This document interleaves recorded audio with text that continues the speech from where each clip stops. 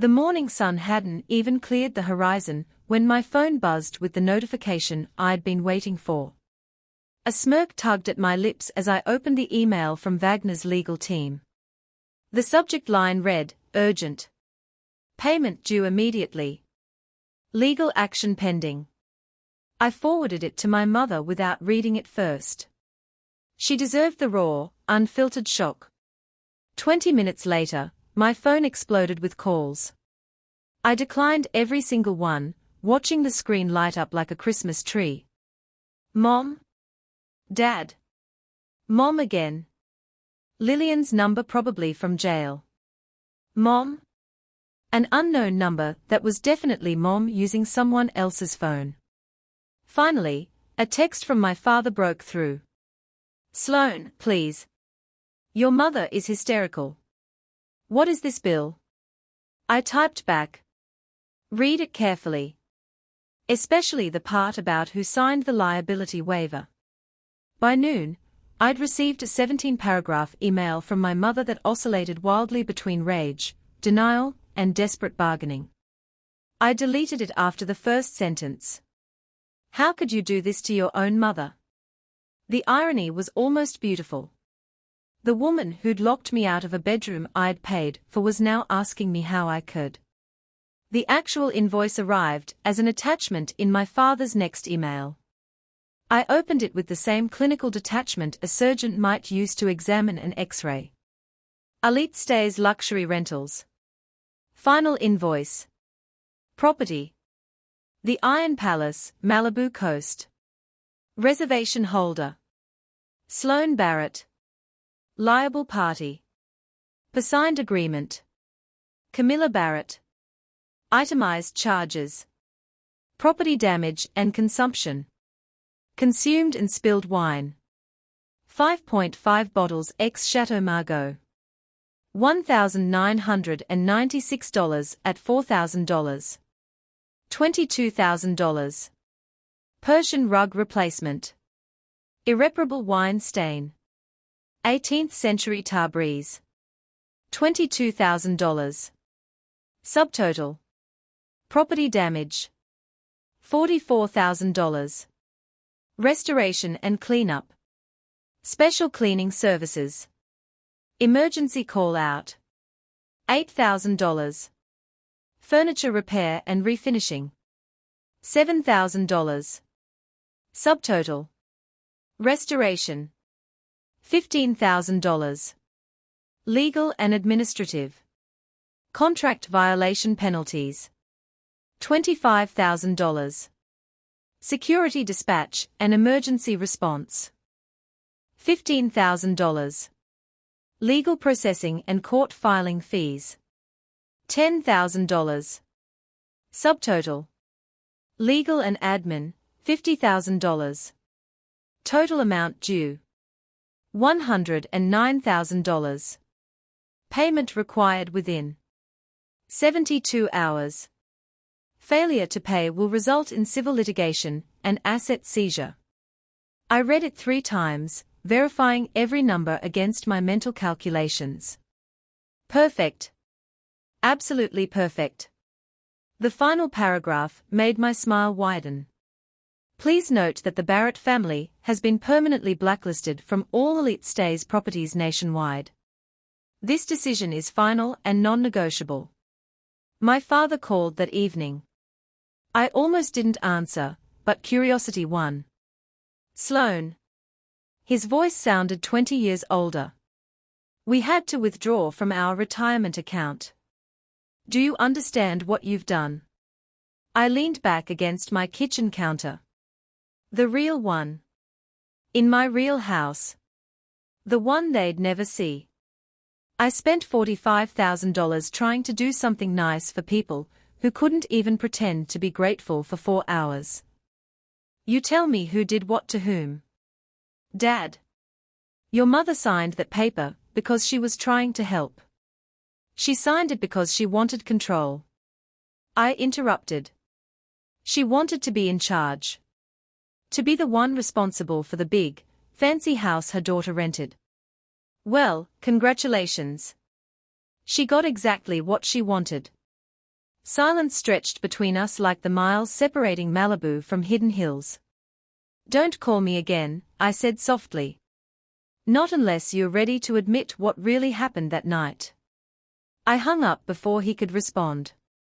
3 weeks later, I posted the photo. The infinity pool glowed turquoise against the amber sunset, valley lights beginning to twinkle in the distance below.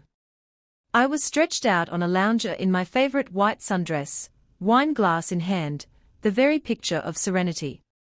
The caption was simple. "Home is where the peace is." Within an hour, the comment appeared.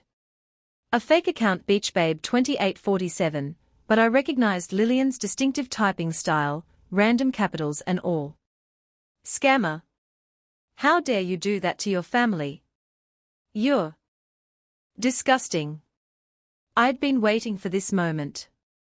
My fingers moved across the screen with surgical precision. I didn't scam anyone. I spent $45,000 to treat everyone to a party. The price you are paying now is tuition for a very expensive lesson on greed and ingratitude. Consider it an investment in your character development, though based on this comment, the returns look pretty poor. Don't contact me again, I'm busy enjoying the peace at my real home. I hit send, then blocked the account. The messages came anyway, through mutual acquaintances, distant relatives, even my old college roommate. Everyone had an opinion about what I had done. "You went too far. That's still your mother. Family is family." But here's what none of them understood. The woman who locked that deadbolt didn't see me as family. She saw me as an ATM, with a pleasant withdrawal policy. The sisters who trashed a mansion I'd paid for didn't see me as a person. They saw me as a prop in their social media fantasies. I take another sip of wine, a lovely Pinot Noir, nothing fancy, just delicious, and watch the sun sink below the hills. The silence here isn't empty. It's full of possibility. Of peace. Of finally being free from the weight of people who only loved what I could provide. Many people say I was cruel for setting a trap for my own biological mother. But I believe that when someone bolts a door to keep you out of a house in the middle of the night, a house you paid for, they've already severed the bloodline themselves. They just didn't expect consequences. True freedom doesn't come from owning a $12 million house or driving a Porsche. It comes from finally having the courage to let go of toxic people, even when they share your last name, even when they gave you life. Especially then. The pool lights click on automatically as darkness falls, turning the water into liquid sapphire. I'm alone, but I've never felt less lonely. I'm finally home. I'm sitting in my Porsche, parked in a dark turnout on Pacific Coast Highway, watching my family celebrate my destruction on an iPad screen. Through the security camera feed, I can see everything. The crystal chandeliers. The floor-to-ceiling windows overlooking the Malibu coastline. My mother Camilla Barrett standing in the center of the great room, gesturing wildly towards the ocean. My two younger sisters, Lillian and Brittany, are draped across the white leather sectional, phones in hand, already planning their next TikTok. My mother raises her glass. The audio comes through tinny but clear. Finally, she says, her voice dripping with relief. "Gloomy. Sloane is gone. She's only useful as a wallet anyway. Having her in the frame just ruins our fancy family aesthetic." Lillian giggles. Brittany pans her phone camera across the room, narrating for her followers. "So this is our new $25 million Malibu mansion, guys. Ocean views, infinity pool, pure luxury. Our mansion. I should feel something. Rage? Maybe. Heartbreak? Instead, there's just this cold, crystalline clarity settling into my chest. They think I bought this place. They think the paper Mom snatched from the Elite Stays butler's hands, the one she signed without reading, because she doesn't do the small print, was a deed transfer. They think they just conned me out of a $25 million glass palace on the Pacific. They are wrong. I paid exactly $45,000 out of my own pocket to rent this house for 2 nights. A test. A final, expensive experiment to see if there was anything left worth saving in this family. The paper my mother signed so eagerly. That wasn't a deed. It was a rental agreement and liability waiver. She personally accepted full responsibility for any and all damages to the property. And right now, Sheriff Ford is about 15 minutes out. I zoom in on the screen. Mom is pointing up at the locked glass cabinet containing the crown jewel of the house's collection, a bottle clearly marked display only. I shift the car into drive and pull back onto PCH. Heading east. Away from the ocean. Away from them. Toward Hidden Hills. Toward my real home, a $12 million estate they will never, ever set foot in. To understand how I ended up here, watching my family through a surveillance feed like some kind of corporate spy, I need to rewind about 6 hours. This morning, I woke up in my Hidden Hills sanctuary for the first time as its owner. The escrow had closed 3 days earlier. $12 million. 5 bedrooms, valley views, an infinity pool that seems to pour into the Santa Monica Mountains. Gated, private, quiet, everything Malibu isn't. I bought it in secret. Didn't tell my family. Didn't post about it. For the first time in my adult life, I kept something precious away from their grasping hands. You have to understand I've been the family life fund since I made my first million at 26. I'm 32 now. 6 years of watching my bank account drain to fill theirs. 6 years of credit card bills for Brittany's Revolve hauls and Lillian's Coachella VIP passes. 6 years of covering Mom's Botox appointments and Dad's gambling debts that he thinks nobody knows about. I built my wealth through brutal work.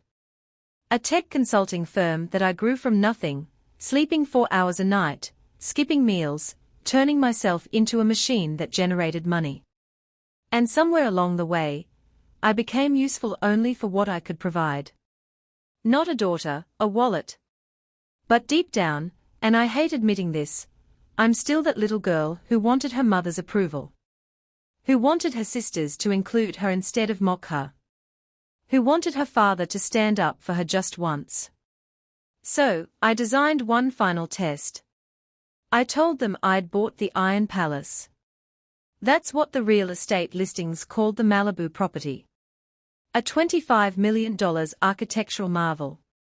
All glass and steel and obscene ocean views. I invited them for a weekend housewarming celebration. I lied. Instead, I'd booked it through Elite Stays, an ultra-luxury rental service that caters to billionaires and celebrities who want to pretend own property for Instagram purposes. 2 nights. $45,000. Chump change compared to what I've spent on them over the years. But this time, it was an investment in truth. I would watch how they behaved when they thought I'd given them everything. I would see if money could finally buy me their love, or if I'd been fooling myself all along. Spoiler alert. I was fooling myself. The sun was just beginning to dip toward the water when we arrived at 6 p.m. The gate code worked perfectly. The circular driveway was lit with those trendy Edison bulbs strung between palm trees. The house rose before us like something from Architectural Digest. Planes of glass reflecting the sunset. The Pacific crashing against the rocks below. Mom actually gasped. Lillian immediately started filming. I felt a flicker of something. Hope, maybe. That childish, stupid hope that this moment might bring us together. Then the butler emerged. His name was Marcus, according to his name tag. Impeccably dressed in a black suit, holding an iPad in a leather portfolio. Professional. Courteous. Good evening, Miss Barrett, he said, nodding to me. Welcome to the Iron Palace. I'll need to complete the digital check-in process before I can hand over the keys. He opened the iPad, screen glowing. I need the homeowner's signature to confirm the handover and acknowledge the terms of your stay. I reached for it. My mother's hand cracked across my wrist like a whip. Let Mom do it, Camilla said, her voice sweet but her grip iron. She snatched the iPad from Marcus' hands. You're just the one paying, sweetie. But I'm the roof. I'm the one who decides everything here. My name goes on the papers. Marcus blinked, confused, but said nothing.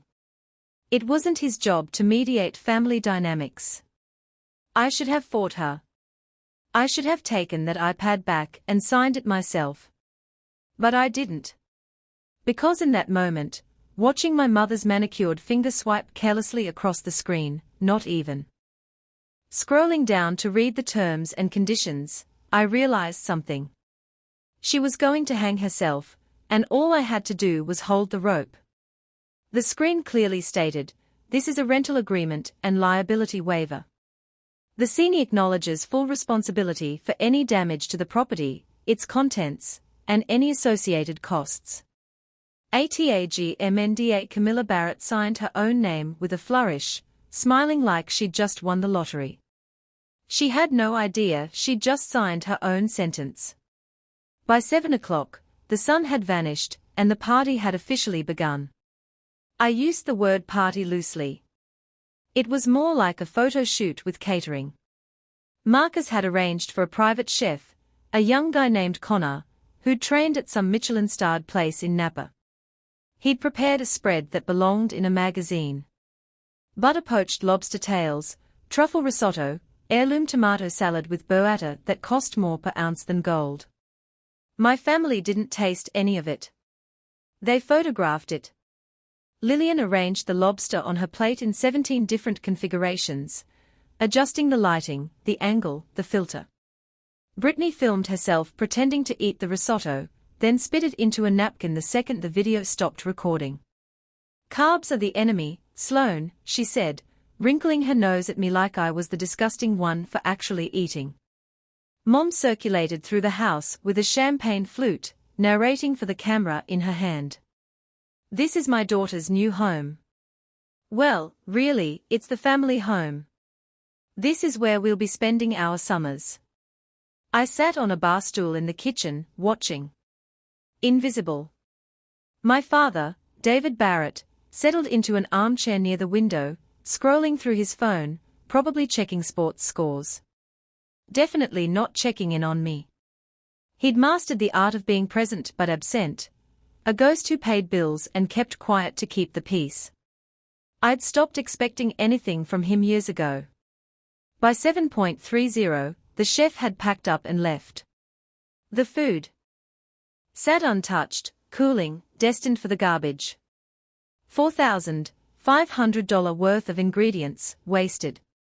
But that wasn't my problem. This wasn't my house. That's when Brittany saw it. The wine cabinet. It was mounted on the wall in the dining area, a climate-controlled glass case, backlit with soft amber LEDs. Inside, arranged like jewels, was an impressive collection. The lower shelves were stocked with several bottles of 1996 Chateau Margaux, an exceptional vintage valued at roughly $4,000 a bottle.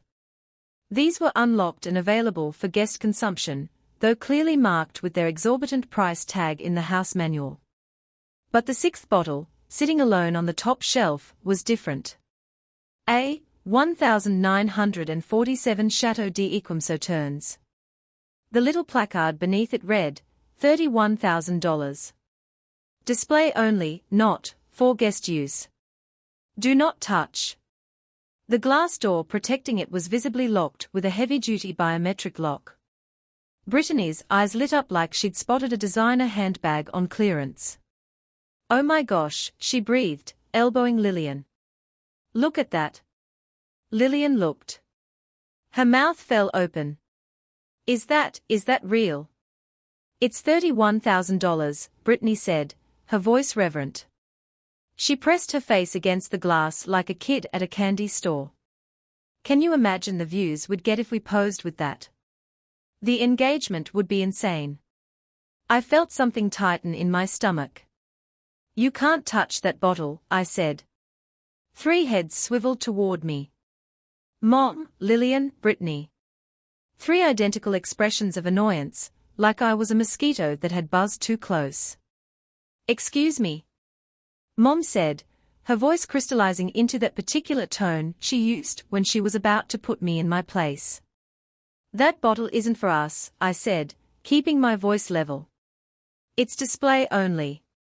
It's not part of the rental agreement. This was true. I'd read the contract carefully 3 times. Section 7. Paragraph C. Display items marked as such are not included in guest usage and remain the property of the homeowner. Mom had not read the contract. She'd signed it and handed the iPad back to Marcus without a second glance. Sloane, honey. Mom said, her smile tight and condescending. This is our house now. Everything in it belongs to us. Stop being so paranoid. It's not our house, I said quietly. And that bottle is locked for a reason. Sloane, you're such a buzzkill, Lillian groaned, already positioning her phone for a photo. We are just going to take pictures near it. Brittany, however, had already grabbed one of the available $4,000 Chateau Margaux bottles from the lower shelf. She popped the cork with a loud thwack, caring nothing for proper aeration or respect for the vintage. Don't. I said louder now. Seriously, that's $4,000 you're drinking. Or what? Brittany climbed onto a dining chair, wobbling slightly in her heels. She took a swig directly from the expensive bottle, liquid courage flooding her system. You'll tell on us. To who, Sloane? You bought this place for us. She thought I'd bought it. They all thought I'd bought it. And in their minds, that meant they owned it. Owned me. I looked at my father. He was still in his chair, eyes on his phone, pretending this wasn't happening, the same way he'd pretended not to notice when Mom spent his retirement fund paying off her credit cards. The same way he'd pretended not to hear when my sisters called me, the bank, at Thanksgiving. I realized something in that moment. I wasn't going to win this fight. Not with words. Not with logic. Not with pleading. They were going to do what they wanted, and I could either scream into the void or step back and let the consequences find them. I chose the latter. Fine, I said softly. Do what you want. I turned and walked toward the hallway, toward the master suite. My suite. The room I'd specifically requested when I booked the rental. Behind me, I heard Brittany's delighted squeal. She's not even going to fight us on it. Man, she's so weak. I kept walking. But I wasn't weak. I was calculating. And my silence wasn't surrender. It was patience. I made it exactly 6 steps down the hallway before disaster struck. Behind me, I heard Brittany's voice rise and pitch that particular squeal she makes when she's filming herself. The one that scrapes against my eardrums like nails on glass. Okay, guys, so, today is literally my housewarming party at our new Malibu mansion. I'm drinking this insane $4,000 wine, and look up there. She pointed the camera and the open bottle toward the locked cabinet. That bad boy is worth 30 grand. We are living the dream. Cheers. The sound of the crash cut her off. Not the shattering of glass, thankfully, but the heavy thud of a body hitting hardwood, followed by the wet splash of liquid, followed by Brittany's shriek. I spun around. Brittany had lost her balance on the chair. She was on the floor, sprawled on her side, her phone skittering across the room. The open bottle of Chateau Margaux had flown from her hand and landed on the Persian rug beneath the dining table. Dark red wine spread across the cream and sapphire fibers like blood. That rug was worth $22,000. I knew because I'd read the insurance writer attached to the rental contract. Handwoven, antique, irreplaceable. For a moment, nobody moved. Then Lillian started laughing. Oh my gosh, Brit. Are you okay? Did you get that on video? Brittany scrambled to her feet, her face flushed with embarrassment and wine. Shut up, Lil. My phone, where's my phone? Mom rushed over, but not to check if Brittany was hurt. She picked up the bottle of Chateau Margaux. It's empty, she said, annoyed, setting the bottle on the table. Well, grab another one. There are plenty on the shelf. I stared at the rug. The stain was spreading, a dark crimson bloom that would never come out. Not completely, not without professional restoration that would cost thousands. Nobody apologized. Nobody even looked worried. Dad glanced up from his phone, assessed the situation, and went back to scrolling. Sloane, can you grab some paper towels? Mom called over her shoulder, already steering Brittany toward the couch. We need to clean this up before it sets. Can you grab some paper towels? Not I'm sorry. Not we'll handle this. An order, because in their eyes, I was the help. I didn't move toward the kitchen. I turned back toward the master suite. My hand was on the doorknob when my mother's voice cracked through the air like a whip. Sloane, where do you think you're going? I turned. She was standing at the end of the hallway, backlit by the living room chandelier, arms crossed. To my room, I said. That's not your room, she said simply. I blinked. What? The master suite has the best views, Mom said, walking toward me with that confident stride she uses when she's about to take something from me. Lillian and Brittany need it for their content. You know how important their platforms are. They have followers who expect a certain aesthetic. I stared at her. This is my house. And we're your family, she said, her voice sugary. Family shares. You don't even use social media, Sloane. You wouldn't appreciate the view the way they would. There's a perfectly nice guest room downstairs. You'll be comfortable there. She said it like she was doing me a favor. Like I should be grateful. I felt something crack inside me. Not break that had happened years ago. This was different. This was the moment when the last thread of obligation, of hope, of that pathetic desire for their approval, finally snapped clean. Fine, I said. Mom blinked, surprised I hadn't fought her. Really? Really, I said. I'll take the guest room. Her smile was triumphant. I knew you'd understand, sweetheart. You're so practical. She turned and called down the hallway. Girls, the master's all yours. Lillian and Brittany came running, squealing like children on Christmas morning, grabbing another bottle of the $4,000 wine as they went. They were already planning their TikToks, already arranging the room in their minds.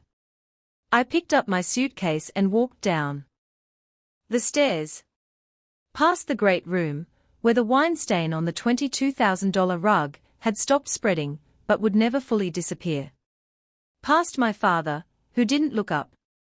Into the small guest bedroom on the ground floor. A perfectly nice room with no view, no natural light, no personality. The room a guest would get. Because that's what I was to them. Not family. A guest in my own life. A guest they tolerated as long as I paid for the privilege. I set my suitcase down and sat on the edge of the bed. And I felt calm. Eerily. Unsettlingly calm. Because my mother had just made a critical miscalculation. She'd kicked me out of the master suite, thinking she was asserting dominance. But what she'd actually done was hand me the ultimate freedom. I no longer owed them anything. Not my patience. Not my money. Not my silence. The countdown had started the moment Mom signed that iPad. But this was the moment I decided to push the button. I pulled out my phone and opened my messages. Typed, Jane, call me when you can. It's happening. Then I walked out to my car to get the rest of my things. I had a feeling I wouldn't be coming back inside. I pushed through the heavy glass door into the cool Malibu night. The air smelled like salt and jasmine, the kind of expensive coastal breeze that real estate agents put in listing descriptions. My Porsche was parked in the circular driveway, looking almost apologetic among the landscaping lights. I needed my laptop bag from the trunk. My chargers. The overnight bag I'd left in the backseat, because I'd been stupid enough to think I might actually stay the weekend. It took me maybe 10 minutes to gather everything. When I returned to the front door, my arms full of bags, I punched in the code on the smart lock. 6 digits. The same code Marcus had given me during check-in. Beep beep beep beep beep beep beep. The little LED flashed green. Code accepted. The lock clicked. But the door didn't open. I pushed. Nothing. The heavy wooden door, probably mahogany, probably worth more than a car, remained firmly, completely shut. I set my bags down and tried again. Punched the code slower this time, making sure I hadn't miskeyed. Beep beep beep beep beep beep. Green light. Click. Still locked. My brain caught up a second later. The deadbolt. The mechanical deadbolt that had to be engaged from inside, manually, the old-fashioned way. The backup security feature, for when wealthy homeowners didn't trust technology to keep them safe. Someone had locked me out. I stood there for a moment, staring at the door, my arms still full of luggage. Then I started laughing. Not hysterical laughter. Not angry laughter. The kind of laugh you make when you realize you've been playing checkers, and your opponent just knocked the board off the table. I pulled out my phone and called my mother. It rang 4 times. Long enough that I knew she'd seen my name on the screen and debated whether to answer. Finally. Sloane. Honey. What's wrong? Her voice was syrupy, fake concerned, the tone she used when she was about to gaslight me. The door's locked, I said flatly. Oh sweetie, just use the code. Someone engaged the deadbolt, from inside.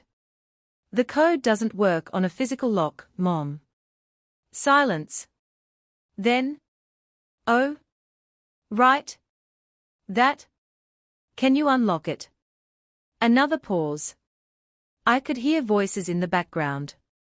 Lillian laughing at something, music playing probably from one of their phones.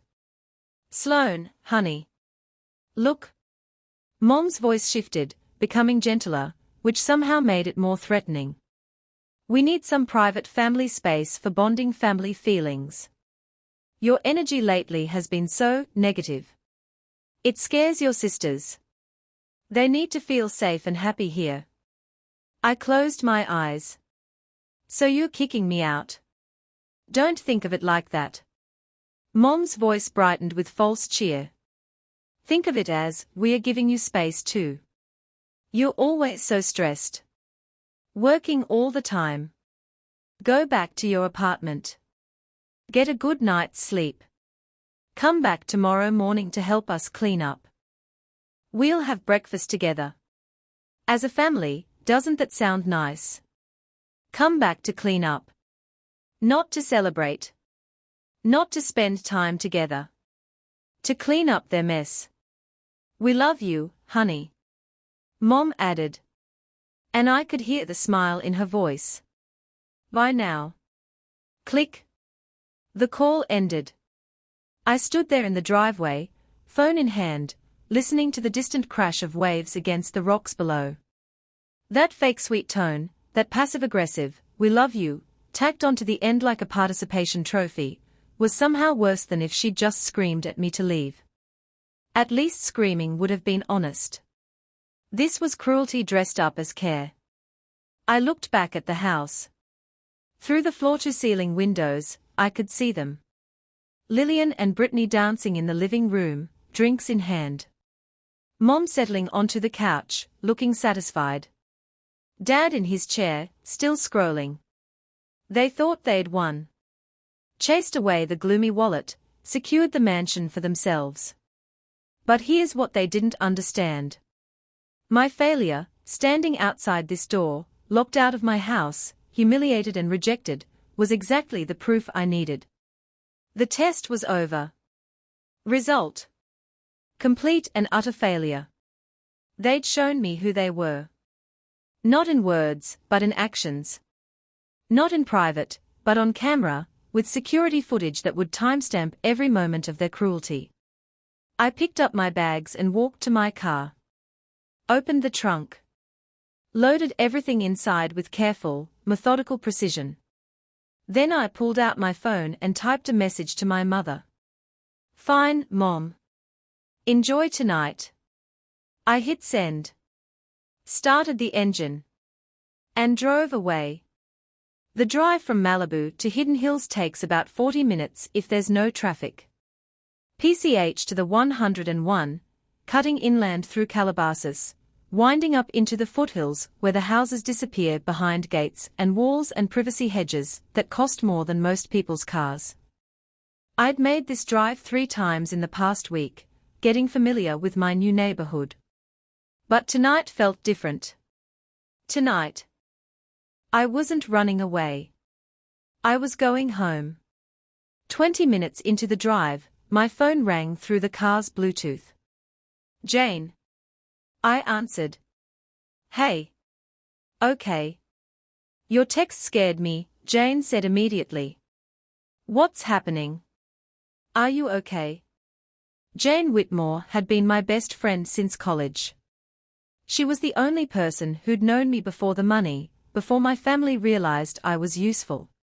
She'd watched the whole slow-motion train wreck of my family dynamics and had begged me, repeatedly, to cut them off. I'd always made excuses. "Not anymore. I'm driving to Hidden Hills," I said. "They locked me out."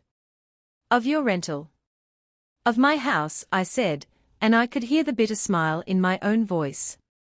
Mom engaged the deadbolt, told me to come back tomorrow morning to clean up their mess, said my negative energy was scaring my sisters.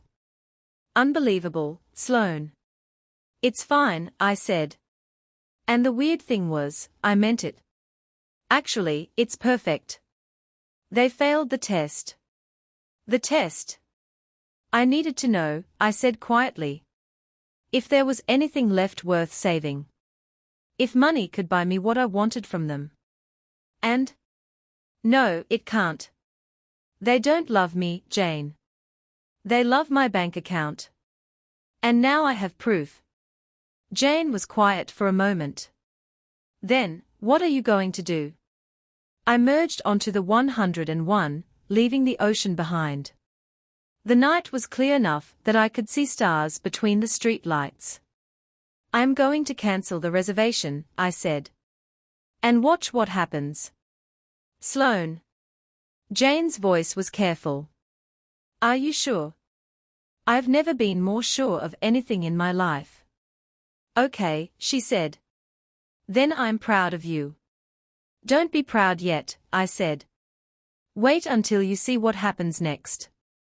I hung up as I took the exit for Hidden Hills. The streets up here don't have street lights, just the glow of security lights behind gates, the occasional sweep of headlights from another luxury car. I pulled up to my gate and entered the code. The iron bars swung open silently, welcoming me home. My $12 million sanctuary. 5 bedrooms. Valley views. An infinity pool that glowed like a sapphire in the dark. And not a single person here who could tell me I didn't deserve it. The house was dark when I pulled into the garage. I'd left at noon, when the sun was still high and the whole day had felt full of terrible possibility. Now it was past 9 in the evening, and I was returning to silence. Perfect, blessed silence. I unlocked the door from the garage into the kitchen. Chef's kitchen. Marble countertops. Appliances that cost more than some people's cars. I'd barely used it yet. Hadn't even had time to stock the fridge properly. But I wasn't hungry. I walked through the kitchen into the living room and stopped. The view. And the view. Floor-to-ceiling windows looking out over the valley. The lights of Los Angeles spread out below like someone had spilled a jewelry box across black velvet. The Santa Monica Mountains rising dark against the sky. Quiet. Private. Mine. Everything Malibu isn't. I poured myself a glass of wine, not a $4,000 bottle. Just a decent Napa cab from my own collection, and sank into the Italian leather sofa that faced the windows. Then I pulled out my iPad. The Elite Stays app was already open. I'd logged in during the drive. Hands-free, using voice commands. My reservation sat at the top of my dashboard. The Iron Palace. Malibu. 2 nights. $45,000. Beneath it. Check-in complete. Guest currently in residence. There was a button at the bottom of the screen. Red. Labeled clearly. Cancel reservation. Emergency termination. I'd read the terms of service 3 times before booking. I knew exactly what that button did. The moment I pressed it, the reservation would be voided. My family would instantly transition from guests to trespassers. The property management company would be notified. Security would be dispatched. And because my mother had signed the liability waiver, because she'd put her name on that iPad screen without reading a single word, she would be personally, legally responsible for every consequence that followed. I took a sip of wine. Thought about every credit card bill I'd paid. Every shopping spree I'd funded. Every time I'd been called the bank, or the wallet, or just ignored entirely. I thought about being kicked out of the master suite in my own supposed house. About being locked out and told to come back to clean. About my mother's voice. "We love you, honey." Why? I pressed the button.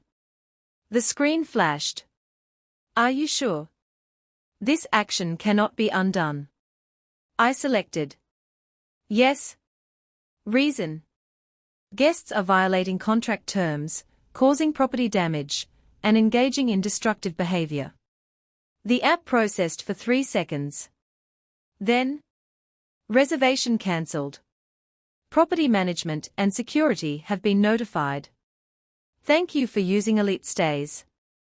Done? I set the iPad down and picked up my phone.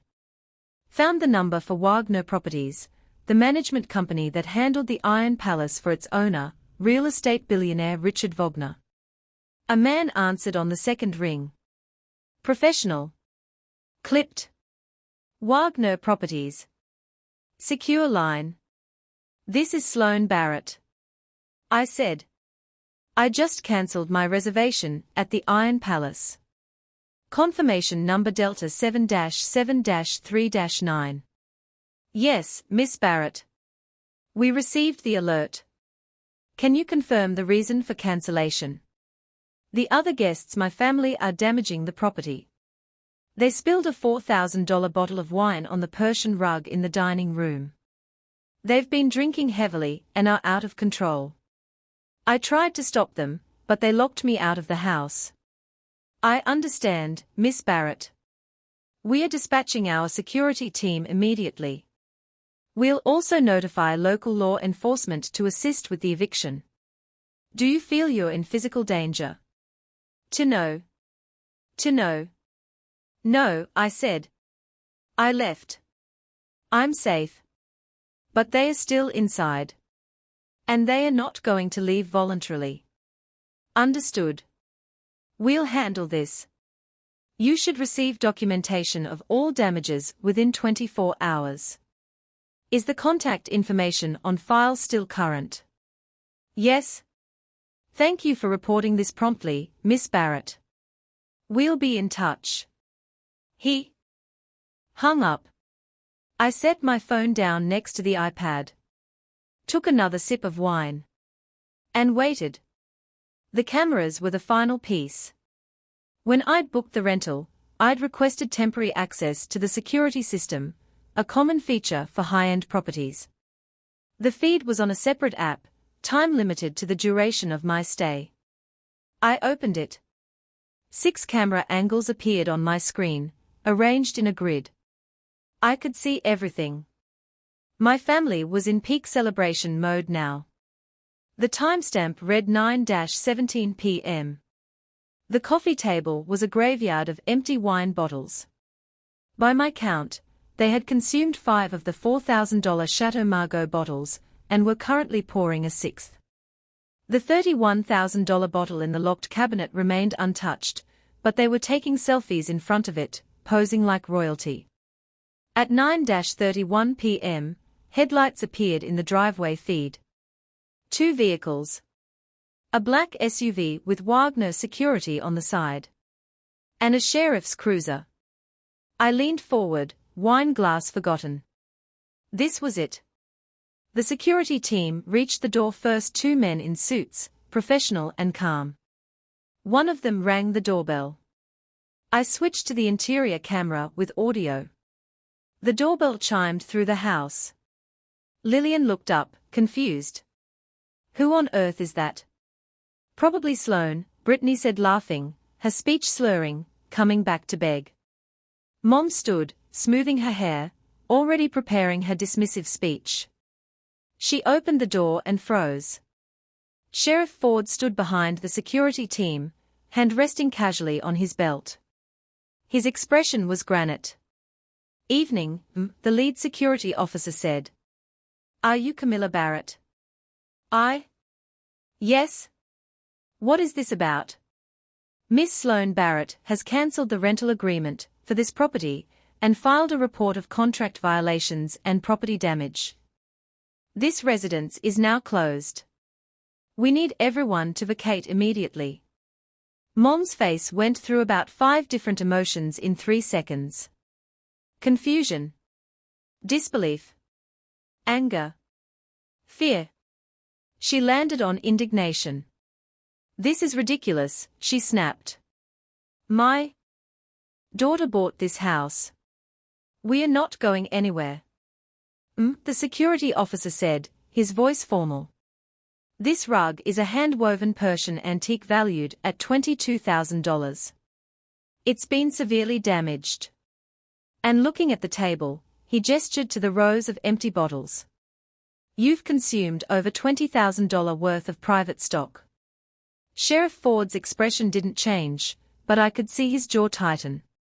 He turned back to the living room. Everyone needs to exit the property immediately. You have 5 minutes to gather your personal belongings, wallets, phones, keys only. Everything else stays.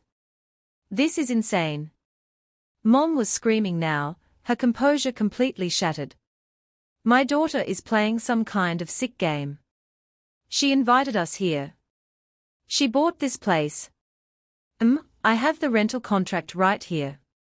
The security officer held up a tablet, signed by you at 6:14 p.m. this evening.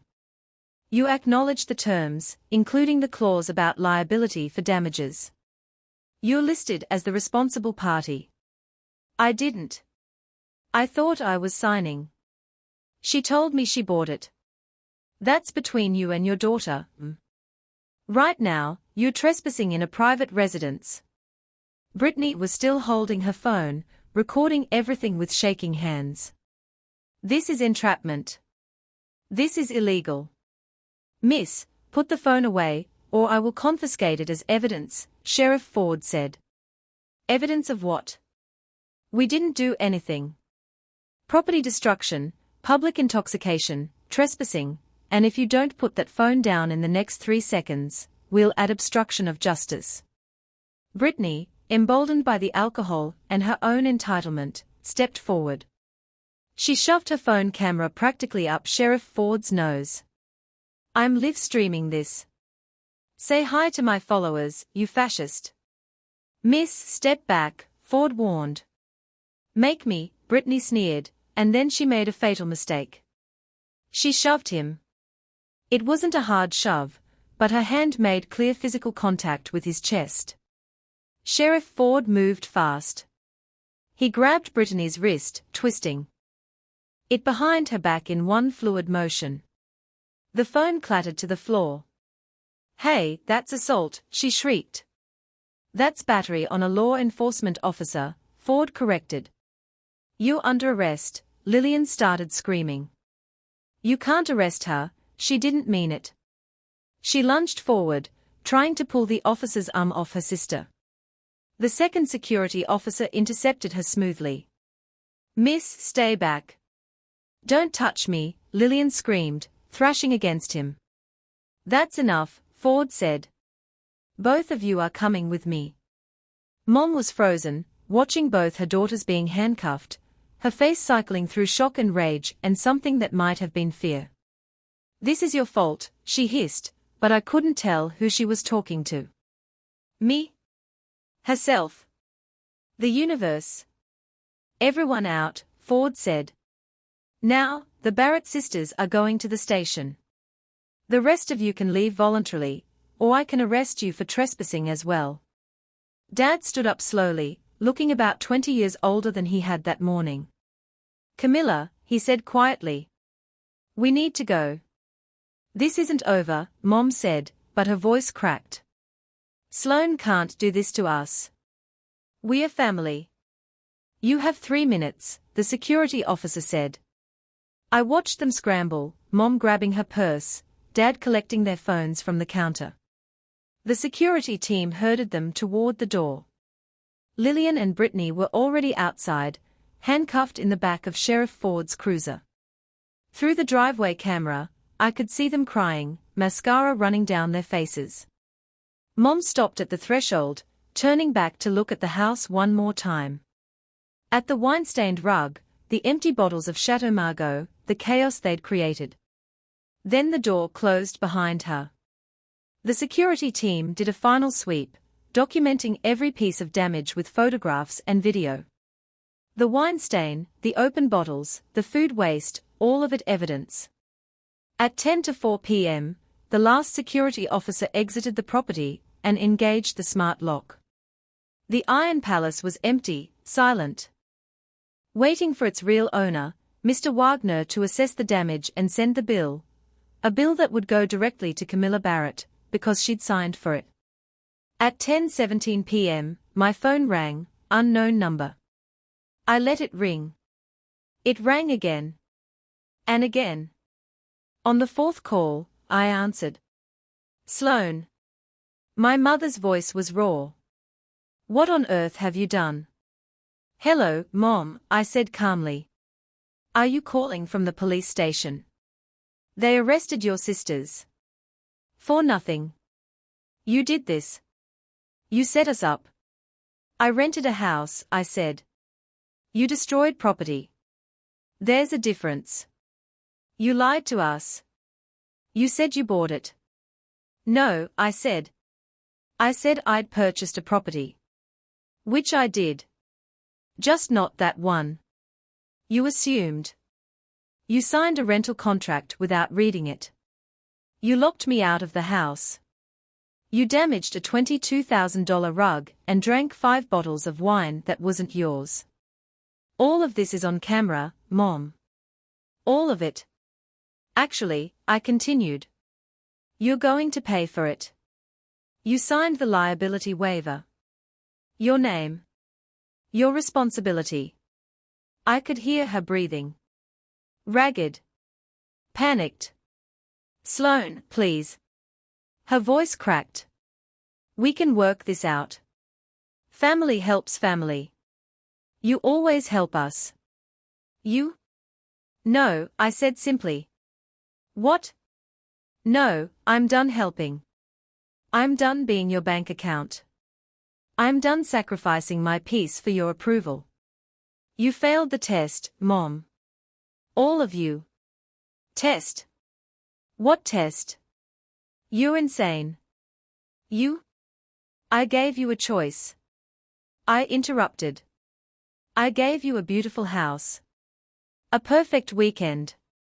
Everything you could want. And instead of treating me like a daughter, you treated me like a servant. You locked me out of my own rental. You told me to come back to clean up your mess. We didn't mean. Yes, you did. You meant every word. And now you get to face the consequences. The girls are in jail, Sloane. Your sisters. They assaulted police officers. That's on them. Please, Mom whispered. Please, we'll do better. We'll change. Just help us with this bill. Please. I closed my eyes. A year ago, I would have done it. Would have paid the bill. Made excuses. Convinced myself that family was worth any price. But I'd learned something tonight. Some prices are too high. Some people don't want to change. And some bridges need to burn. No, I said again. You signed the contract. You pay the bill. Goodbye, Mom. Sloane, wait. I hung up. Turned off my phone. And sat in the silence of my real home. My $12 million Hidden Hill sanctuary. That they would never see. Never touch. Never ruin. I poured myself another glass of wine and walked to the window. The valley lights stretched out below me, peaceful and distant. The infinity pool glowed blue in the darkness. I should have felt something. Guilt, maybe. Regret. Instead, I felt light. Like I'd been carrying a weight for 6 years, and had finally been given permission to set it down. Tomorrow, my phone would explode with messages. Voicemails from Dad, trying to negotiate. Texts from my sisters, blaming me for their arrests. Maybe even threats from whatever lawyer Mom managed to scrape together. But tonight I was going to finish my wine, take a bath in my ridiculous soaking tub, and sleep in my own bed without dreaming of people who only loved me for my money. I walked upstairs to my master suite. The one with the valley views and the walk-in closet bigger than my first apartment and the bathroom, with heated floors, the one nobody could take from me. I set my wine glass on the nightstand, changed into silk pajamas, and slid between Egyptian cotton sheets. My phone sat on the nightstand, dark and silent. Tomorrow it would light up with chaos. But for tonight, for this one perfect night, I had peace. I closed my eyes, and for the first time in many years, I slept well.